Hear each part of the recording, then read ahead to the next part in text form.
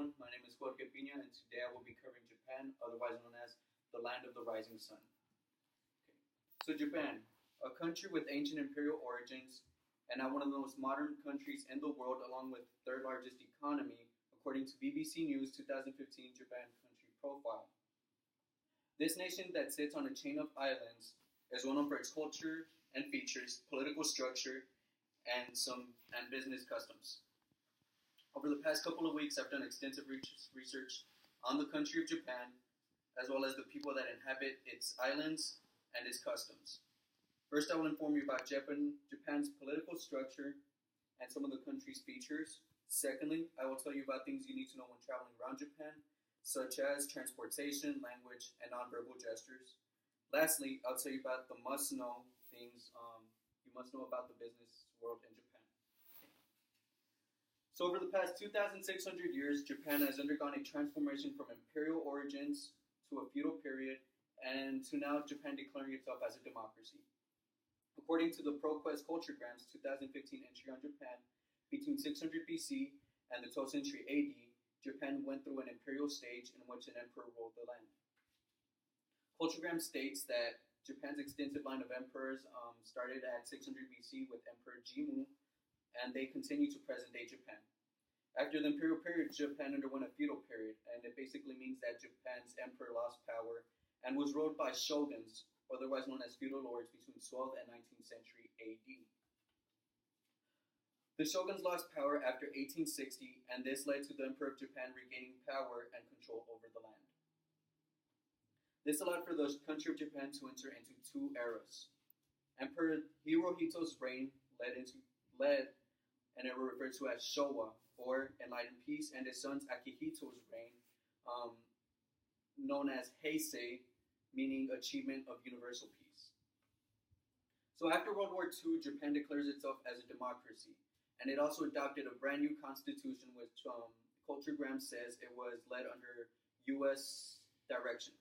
Today, Japan has two main political parties, known as the Liberal Democratic Party, or the LDP, and the Democratic Party of Japan, or DPJ, as stated by Culturegrams.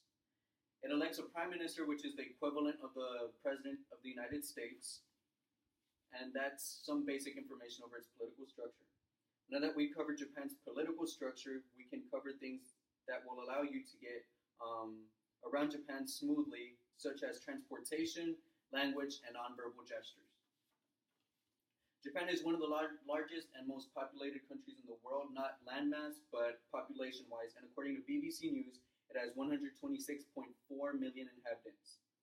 In order to move so many people around, you must have a very good transportation system, and in Japan's case, it has one of the best railway systems in the world and also contains the bullet train. According to Kazuo Nishiyama, author of Doing Business with Japan, Successful Strategies for Intercultural Communication, which was published in 2000, the bullet train service carries millions of people between major cities in Japan and runs at 5-minute intervals during its busy hours.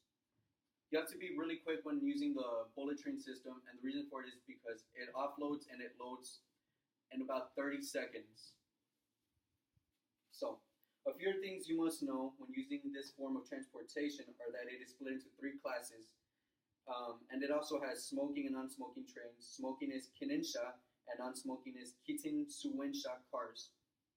According to Kazuo Nishiyama, the 3 types of classes that the train cars are divided up into are green cars or reserved first class, gurinsha, reserved, shitiseki, and unreserved, jiuseki. The green pass cars are more expensive, but they do have certain comforts. Kazuo describes some of them as being drinks, hot or cold towels, and reading materials.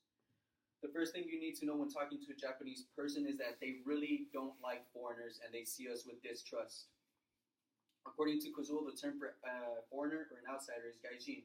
Other terms you should know are hello, such as otherwise known as konnichiwa in Japan, bye, which is sayonara, and thank you, which is arigato. It is impolite to yawn in public according to Culturegrams, and pointing the finger is also impolite. Rather, you would point with your entire hand, such as this. And doing an X with your index finger means no, and doing a circle refers to as yes. When speaking, you must remember that Japanese people see politeness as extremely important. According to culturograms, a direct no is almost never given.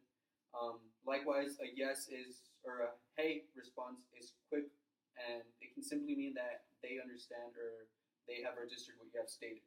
Culturograms also states that when speaking to Japanese people, you might want to keep in mind that they expect you to know how they feel based on the tone of the conversation, and not doing so is seen as insensitive.